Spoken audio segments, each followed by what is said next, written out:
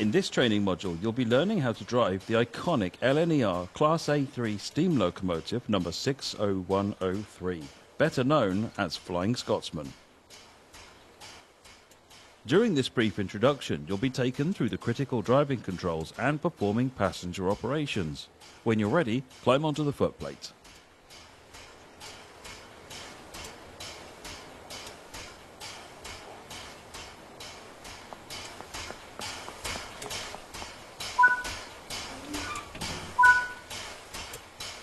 Take a seat at the driver's position so that we can prepare this locomotive for operation.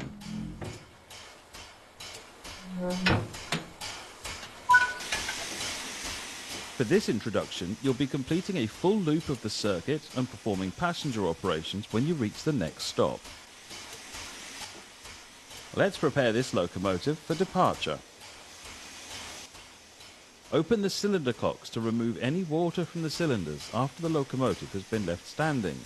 Water in the cylinders can damage the locomotive as it does not compress like steam. The reverser determines the direction of travel and how much steam is consumed as the locomotive moves.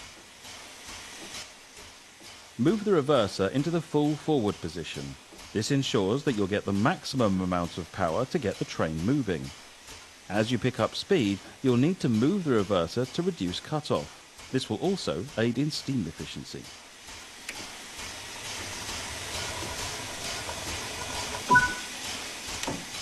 To begin loading passengers, you will need to open the passenger doors.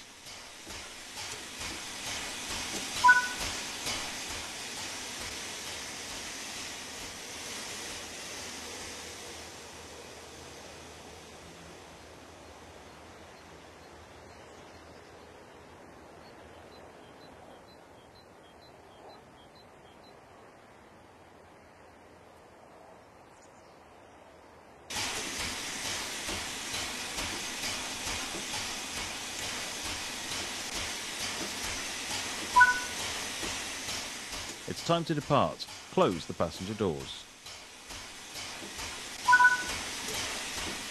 Unlike other steam locomotives you may have operated, this locomotive has had its vacuum brakes upgraded to air brakes.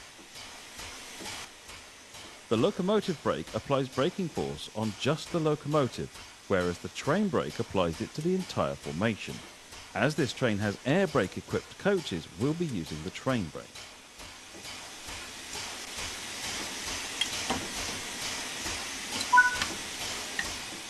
The regulator acts like the throttle for steam locomotives. It controls how much steam is delivered into the cylinders. Slowly open the regulator to apply some power. Remember that power delivery is delayed in a steam locomotive, and applying too much power too early can cause wheel slip.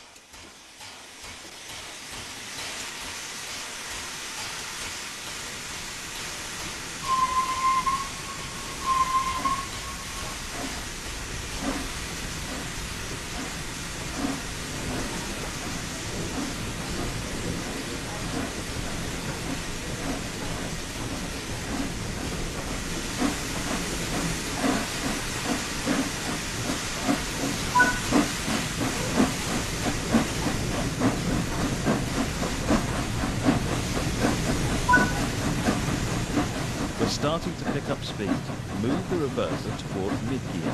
This reduces the amount of steam let into the cylinders and saves energy.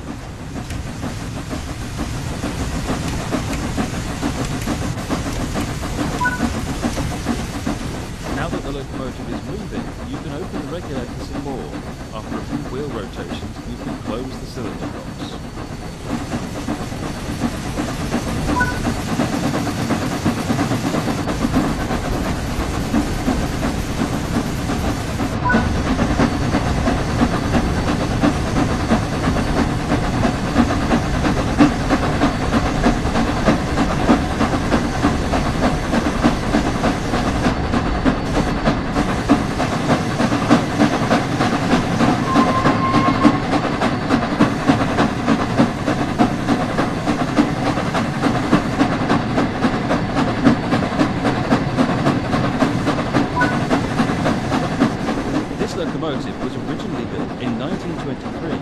produced a light Resolute A1 class called Pacifics and was numbered 1472. It would later, along with all but one of the other A1 locomotives, be upgraded and modified into an A3. In 1924, this locomotive was chosen as a flagship example of the British Empire Exhibition, where it was given the number 4472 and its now famous name after the Flying Scotsman Express service between Edinburgh and London. In 1934, Flying Scotsman was recorded at 100 miles per hour on a special test run, officially making the first locomotive to reach that speed.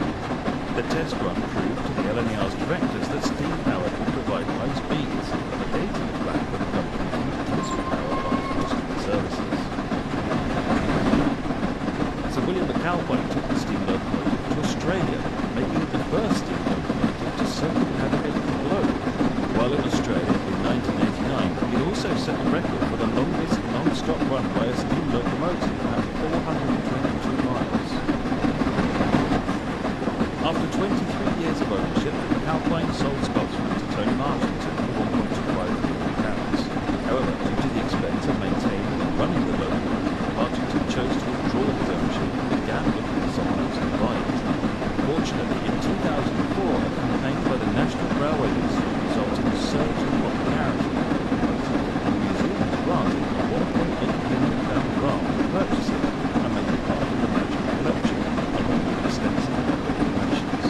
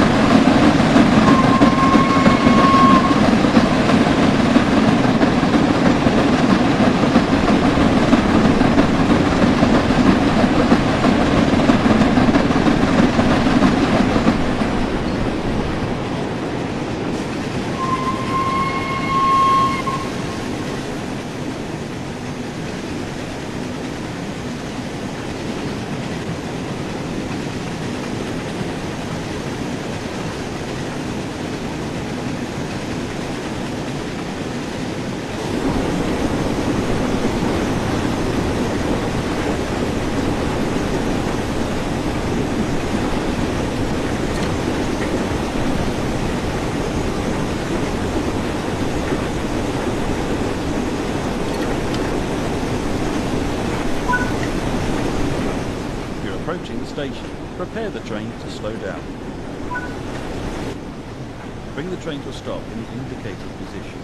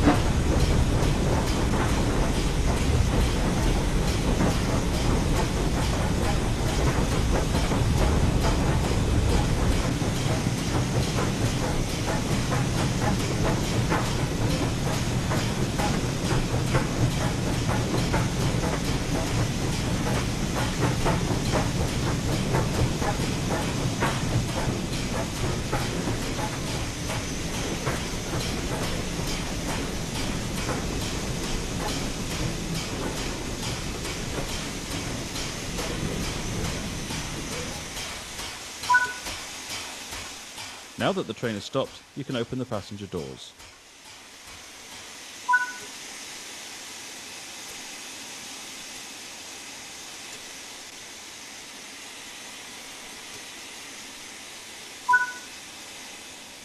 Good work! That concludes all the basics of operating this locomotive.